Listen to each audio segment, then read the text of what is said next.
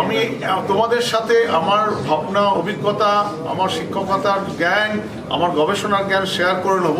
তার আগেই প্রথমেই আমি আমার কৃতজ্ঞতা জানাই যে এই মহাবিদ্যালয় এত সুন্দরভাবে সমস্ত কিছু করছে। আমি দেখছিলাম একটা ম্যাগাজিন বের করেছে, তার মধ্যে অত্যন্ত আন্তরিকতা, নিষ্ঠার ছাপ।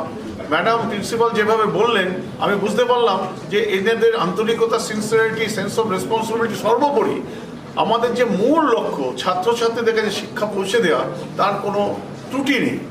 আমি খুবই আনন্দিত এবং আজকে আমি নিজে বলার অপেক্ষা রাখে না, আমার অত্যন্ত প্রিয় ভাজন অধ্যাপক দেবব্রত মিত্র মহাশয় বসে আছেন।